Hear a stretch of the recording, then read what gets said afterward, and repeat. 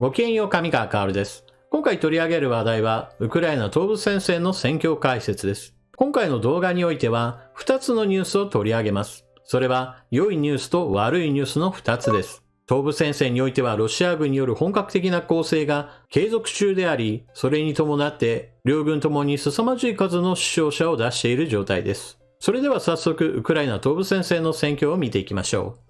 こちらの地図は戦争研究所の発表している分析に基づく地図です。赤く塗られている部分がロシア軍の占領している地域。まず最初に言っておかなければならないのは、戦線全体で見た場合において大きな動きはありません。激しい戦闘は起こっているものの、大きな動きにはつながっていないというのが一つの特徴だと言えます。こちらは東部戦線の拡大した地図。緑で丸く付けられているところが激しい戦闘が起こっている場所です。まず一番上の部分、クレミンナ。こちらは以前ロシア軍がイジューム、リマンといった主要拠点を抑えていて、これに対する反撃をウクライナ軍が成功、クレミンナまで押し戻した。しかし今回東部戦線における本格的な攻勢によって、ロシア軍はきっとクレミンナから再びリマンを抑えにかかるだろうと見られていました。しかし今のところ本格的な攻勢が始まった後においても、激しい戦闘が起こっていると何度となく伝えられながらも、一度もロシア軍はまともに進軍ができていません。ウクライナ軍による激しい抵抗にあって、クレミンナ戦域では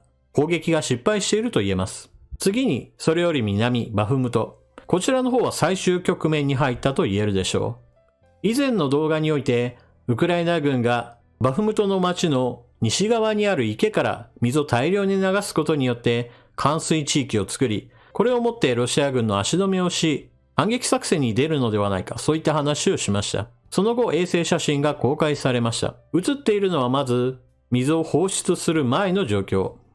そしてこちらが水を大量に放出した後だとされる衛星からの写真です。見比べた場合においてはっきり言ってほとんど見分けがつきません。つまり、ウクライナ軍が堰を切ったという話についてはおそらくそうではないだろう。水を大量に放出しただけに過ぎなかったのではないかと言われています。一方において現地の情報を集めているアカウントなどの情報発信によると、水が流されたことそれ自体は実際に起こったようなのですが、衛星写真で見た場合においてはっきりとわかるほどの、いわゆる湖であるとか池が新しく出現するほどの大きなことにはならなかったんだそうです。ただし歩兵の前進にはかなりの障害になっていて、ロシア軍の歩兵突撃には相変わらず大きな被害を生み出す原因となっているそうです。しかし、反撃を行うにあたっての水攻めというのがうまくいかなかったというのが事実であることから、ロシア軍はバフムトの北をさらに抑えにかかっている状況に何ら変化はありません。ですから、町そのものが落ちるかどうかよりも、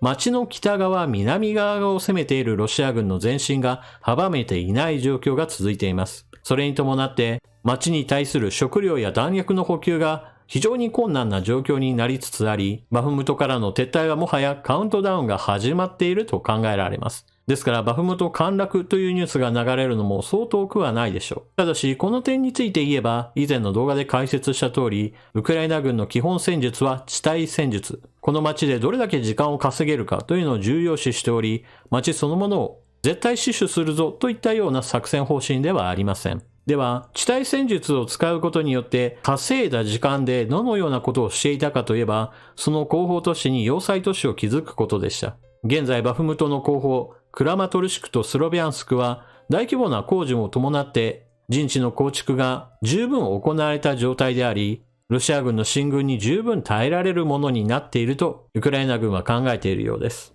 なお、バフムトの町に対する攻撃はすでに8ヶ月にも及んでいることから、十分な備えをしているこれら後方の要塞都市に対する攻略戦はおそらくは1年以上は持ちこたえることができるだろうと考えられています。要はロシア軍の攻勢に耐えて別の戦線においていかに領土奪還を果たしてロシア軍をかき乱すかにウクライナ軍の今後の命運がかかっているわけです。さて、バフムトの町がいよいよ最終局面を迎えて撤退間近だというのは悪いニュースだと言えます。一方において、じゃあ良いニュースは何なのかといえば、それはバフムトの南、ブフレダルにおけるロシア軍の攻勢をどうやら完璧に今のところ防いでいるということです。ブフレダルに対する攻勢が非常に激しく、しかしウクライナ軍の猛反撃にあって、ロシア軍の戦車や装甲車が破壊されるといった動画は以前にも3本お届けしました。それが今から3週間前のことです。そしてその3週間前から今に至るまで、ロシア軍はひたすらブフレダルに対する攻勢を続けてきました。その間、海兵旅団4000から5000人の部隊が壊滅したほか、多くの戦闘車両を失ったと報じられています。アメリカのニューヨークタイムズは、ブフレダルに対するロシア軍の攻勢は3週間に及び、その攻勢はもはや失敗しただろうと表現しています。ロシア軍の失った軍用車両の数は合計で137両に及んでいるとされています。ただしこの137はあくまでも全体の数値であり、戦車、歩兵戦闘車、軍用車両、それぞれ分けて考えなければなりません。しかし戦車の完全な破壊が19両、そしてダメージを受けたものも33両と、この地域に投入された戦闘車両がかなり大きな打撃を受けているのは間違いありません。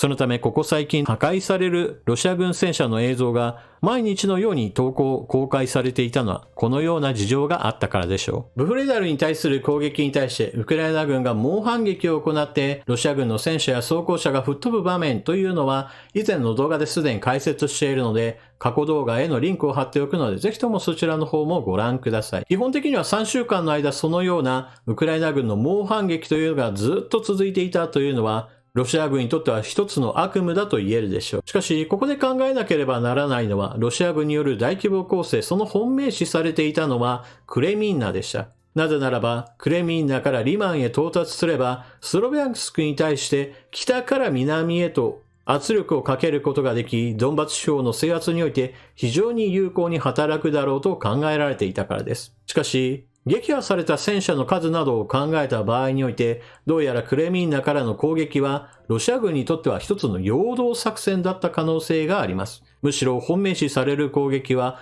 ブフレダルであった可能性があります。バフムトの方が激しい戦いが起こっているじゃないかと思われるかもしれませんが、バフムトにおいては以前から言われていたのは歩兵による繰り返し行われる突撃作戦によってウクライナ軍が徐々に押し込まれるという機構戦力ではなく人海戦術に基づくロシア軍の前進です。それに比べるとブフレダルはそうした人海戦術に頼らずいかにして装甲車両軍を使ってウクライナ軍を圧倒しようと作戦を立てていたわけですから、司令官の考え方そのものが違った可能性があります。しかし、ロシア軍のブフレダル攻略は今のところは失敗しています。現在のところウクライナ軍の基本戦術は、まず第一に対戦車地雷を非常に対応することによって、ロシア軍の戦闘車両が自由に動けないようにしました。一方において、道路においてはそのような対戦車地雷をなるべく使わないことによって、自然と道を使って進軍してくるように差し向けたと言われています。どこからやってくるかというのが分かれば、監視も非常に容易ですし、事前に照準を合わせておくことも、これもまた有効な手段となります。ですから、やってくるぞというのが分かった上でのドローンでの観察に基づく砲撃やミサイル攻撃、そして歩兵からの対戦車ミサイルなども使った。さらには、今回一つの特徴的な攻撃の一つが、ハイマースを前線の攻撃に使ったという話です。ハイマースはこれまでウクライナ軍の使用してきた榴弾砲よりも射程距離が長いことから基本的には前線ではなく前線のその後ろにある武器弾薬庫、前線司令所、そして部隊の集結地に対する攻撃に用いられてきました。そのハイマースを前線の攻撃に用いてきたというのはこれはちょっと異例のことです。つまりそれだけ徹底して叩かなければならないというほどにロシア軍の機構戦力が投入されてきた可能性があるわけです。あちらの攻撃が苛烈になってきたんだからこの攻撃に対して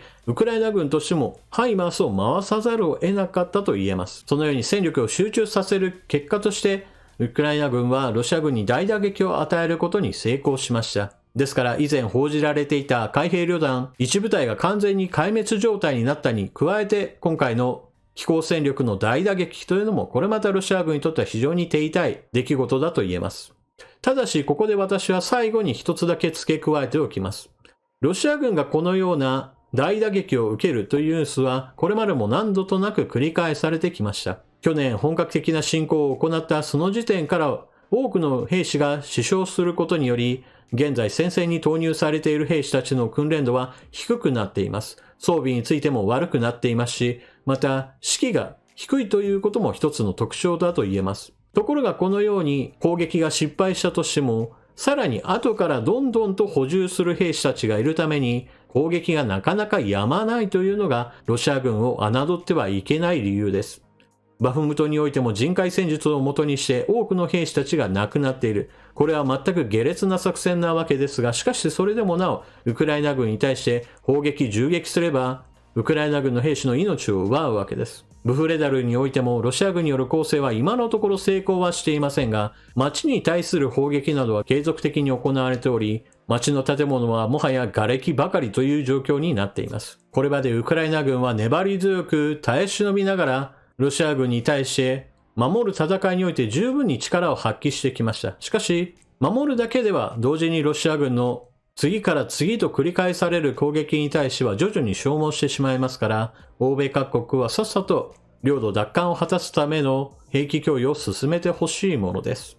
なお、欧米製の戦車レオパルト2のウクライナ軍兵士たちに対する訓練が終わるのは今月末頃です。ウクライナ軍が耐えなければならない期間はまだまだ続くという困難な状況です。というわけで今回の動画はここまで。最後までご視聴いただきありがとうございました。チャンネル登録していない方はぜひともチャンネル登録していってください。そして動画を見終わったら評価ボタンのクリックとあなたの感想コメントをよろしくお願いします。それでは次の動画でまたお目にかかりましょう。またね。